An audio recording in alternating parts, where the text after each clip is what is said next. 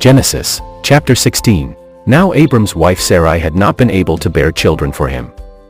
But she had an Egyptian slave girl named Hagar. So Sarai said to Abram, "Look, the Lord has not allowed me to have children. Go and sleep with my slave girl. Perhaps I can have children through her." Abram agreed to what Sarai said, and did as she said. So it was after he had lived 10 years in Canaan that Sarai gave her Egyptian slave girl Hagar to her husband Abram to be his secondary wife.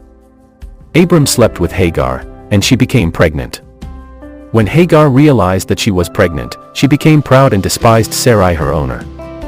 Then Sarai said to Abram, "You are responsible for the wrong I am suffering. I myself gave her to you, but ever since she found out that she was pregnant, she has despised me. May the Lord judge which of us is right, you or me." But Abram said to Sarai, "Look, your slave is under your control. You can do anything you want to her." Then Sarai treated Hagar harshly and Hagar ran away. The angel of the Lord found Hagar beside a spring of water in the desert, on the road to Shur. The angel said, "Hagar, Sarai's slave, where have you come from, and where are you going?"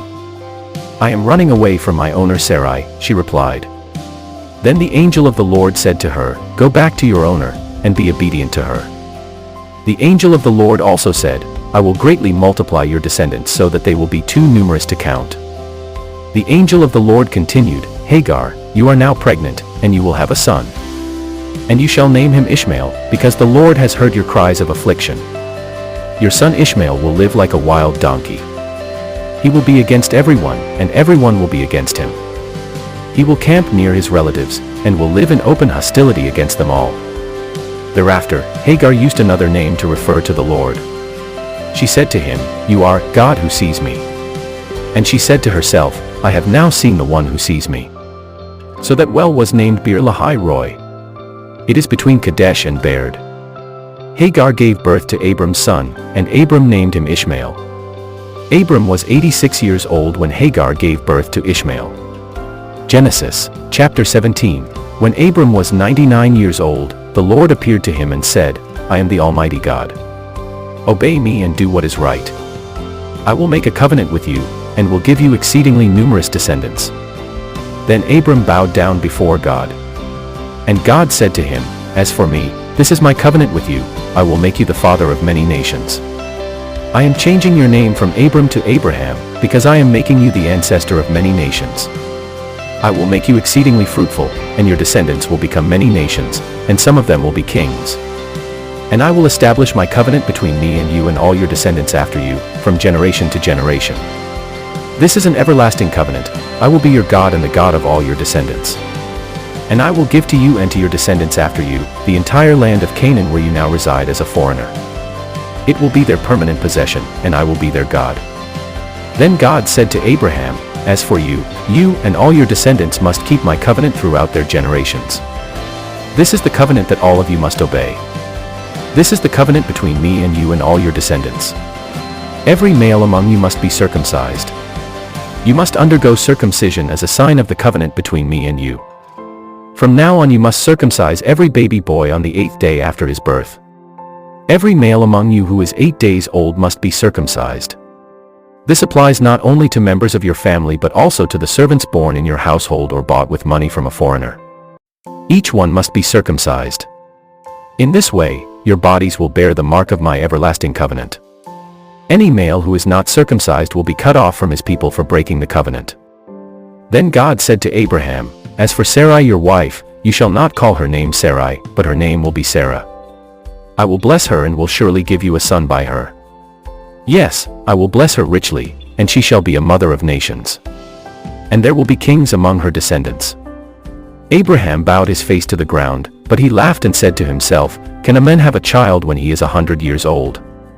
Can Sarah give birth to a child when she is 90? Then Abraham said to God, "I hope Ishmael will live and serve you."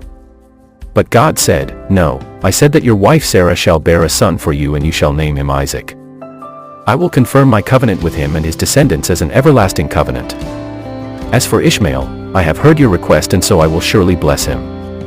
I will make him fruitful and will greatly multiply his descendants. He will be the father of 12 great leaders, and I will make him into a great nation. But my covenant I will establish with Isaac, who will be born to you and Sarah about this time next year."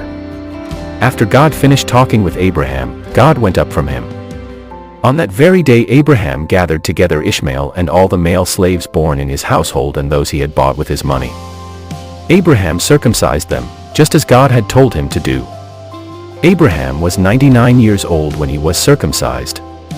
And Ishmael, his son, was 13 years old when he was circumcised. Abraham and his son Ishmael were circumcised on the same day.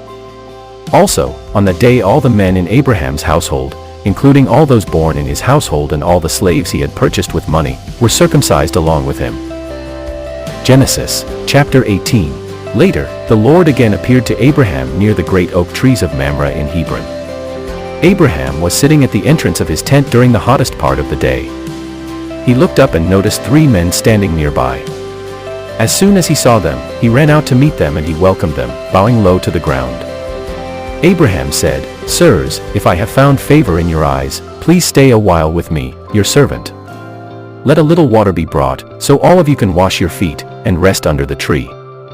And I will bring some food for you, so you can be refreshed before you continue on your journey." The 3 men said, "Do as you have said." So Abraham ran back to the tent and said to Sarah, "Hurry. Get 3 measures of your best flour, and knead it into dough, and bake some bread." Then Abraham ran to his herd and took 1 fine and tender calf and gave it to a servant there. The servant hurried to kill the calf and prepare it for food. When the food was ready, Abraham took some curds and milk, and the calf that had been prepared, and he served it to the men. While they ate, he stood under the tree beside them, ready to serve them. Then the men asked Abraham, "Where is your wife Sarah?" Abraham said, "She is there, in the tent." Then one of them said, "I will surely return to you about this time next year. At that time Sarah your wife will have a son." Sarah was listening at the entrance of the tent which was behind him. Abraham and Sarah were already very old, and Sarah was past the age of childbearing. So she laughed to herself and said, "I am old, and my husband is old. I am too old to have a baby." Then the Lord said to Abraham, "Why did Sarah laugh? Why did she say, 'I am too old to have a baby'? Is anything too hard for the Lord?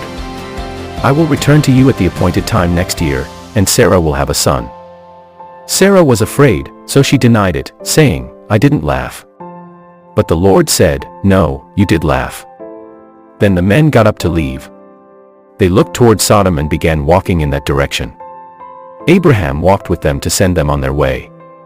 The Lord said to himself, "Should I tell Abraham what I am going to do now? Abraham will surely become a great and powerful nation, and all the nations on earth will be blessed through him. I have chosen him as my own, so that he would teach and command his children and his descendants after him to keep the way of the Lord by doing what is right and just. Then I, the Lord, will give Abraham what I promised him." So the Lord told Abraham, "The outcry against Sodom and Gomorrah is indeed great and their sin is exceedingly grievous.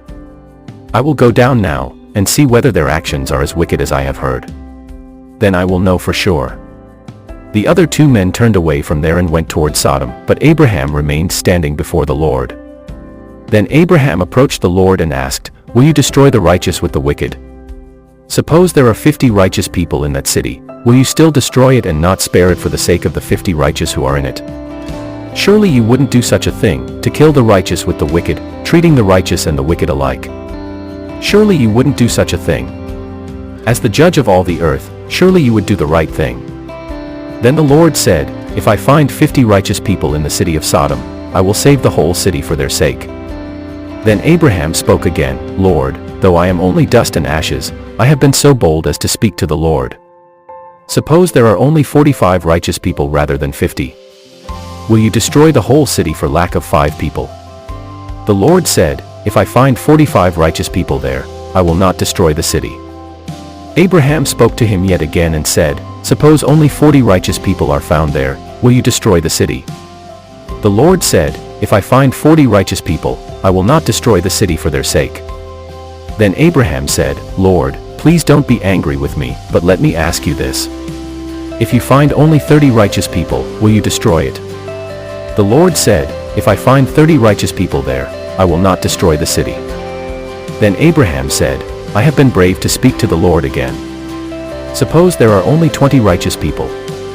The Lord answered, "If I find 20 righteous people, I will not destroy the city." Then Abraham said, "Lord, please don't be angry with me, but let me speak just once more. Suppose only 10 righteous people are found there." The Lord said, "If I find 10 righteous people in the city, I will not destroy it." When the Lord finished speaking to Abraham, he departed. Then Abraham returned home. Genesis, chapter 19. When the two angels came to Sodom that evening, Lot was sitting at the city gate. On seeing them, Lot got up to meet them and bowed down with his face to the ground. And Lot said, "My masters, please come to my house and spend the night, and wash your feet, then you may get up early and continue your journey." The angels answered, "No, we will spend the night in the city square." But Lot begged them to come, so they agreed and went to his house. He prepared a feast for them, baking bread without yeast, and they ate. Before they had gone to bed, men both young and old and from every part of Sodom surrounded Lot's house. They shouted to Lot, "Where are the 2 men who came to you tonight? Bring them out to us so that we may know them intimately." Lot went outside and closed the door behind him. He said to the men, "No, my friends, please don't do this evil thing. Look, I have 2 virgin daughters. I will give them to you, and you may do anything you want with them. But don't do anything to these men, because they are guests in my house, and I must protect them." The men surrounding the house answered, "Get out of our way." They said to each other, "This man Lot came to our city as an outsider, and now he is acting like a judge." They said to Lot, "We will do worse things to you than to them." They rushed forward and pressed violently against Lot and were ready to break down the door. But the 2 men staying with Lot opened the door, pulled him back inside the house, and closed the door. Then they blinded all the men, young and old, who were at the door of the house, so that they could not find the door. The 2 men said to Lot, "Do you have any other relatives in this city? Do you have any sons-in-law, sons, daughters, or any other relatives? If so, you should tell them to leave now, because we are going to destroy this city. The Lord has heard how evil this city is, so he sent us to destroy it." So Lot went out and spoke to his future sons-in-law who were pledged to marry his daughters. He said, "Hurry and leave this city. The Lord is about to destroy it." But they thought he was joking. As morning dawned, the angels urged Lot, saying, "Hurry. Take your wife and your 2 daughters who are here and go, or you will be swept away in the destruction of the city." But Lot delayed. Because the Lord was merciful to Lot and his family, the angels took the hands of Lot, his wife, and his 2 daughters, and led them safely out of the city. After they brought them out of the city, one of the angels said, "Run for your lives. Don't look back or stop anywhere in the entire valley. Escape to the mountains, or you will be destroyed with the city." But Lot said to the 2 men, "Sirs, please don't force me to run so far. Your servant has found favor in your sight, and you have shown great kindness to me in sparing my life. But I can't flee to the mountains, this disaster will overtake me and I will be killed. Look, that town is near enough for us to flee to, and it is really small.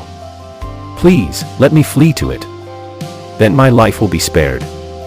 The angel said to Lot, "Very well, I'll let you do that. I will not destroy that town. But run there quickly.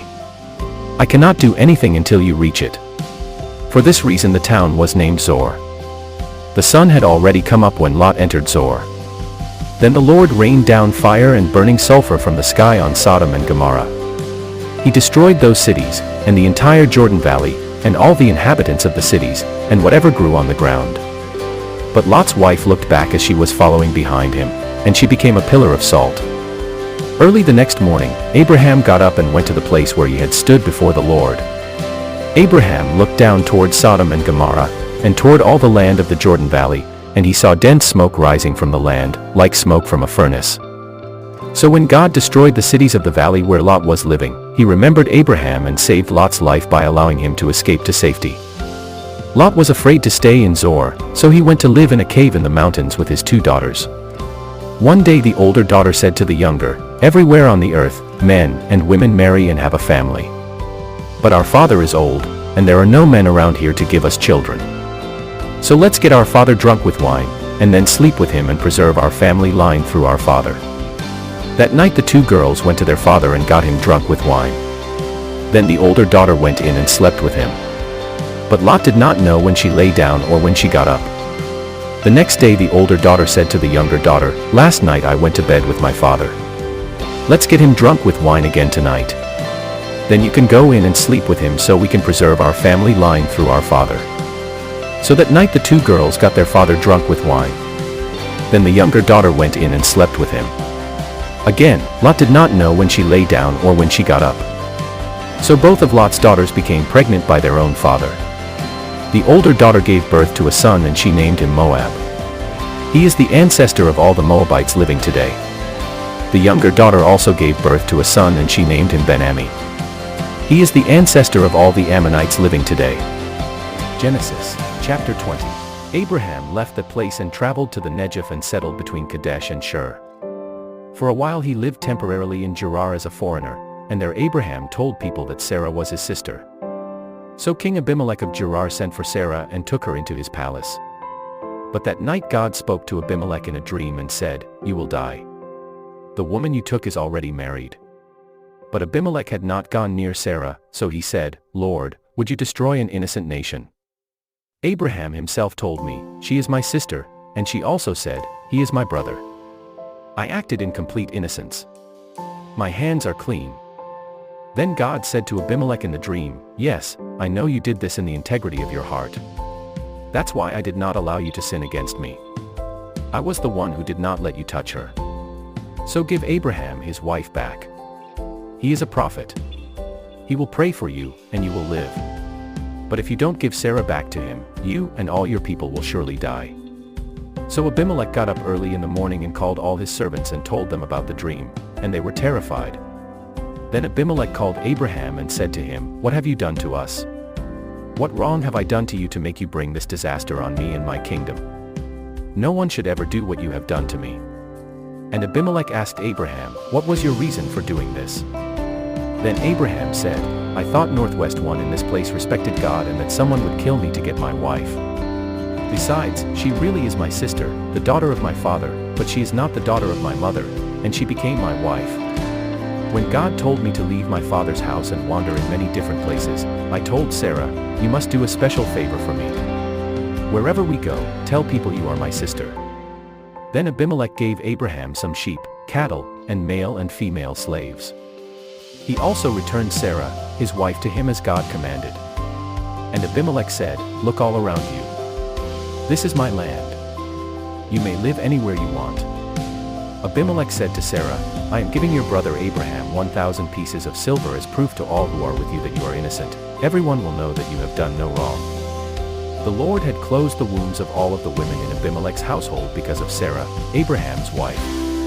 So Abraham prayed to God, and God healed Abimelech and his wife and his female slaves, so that they could have children again.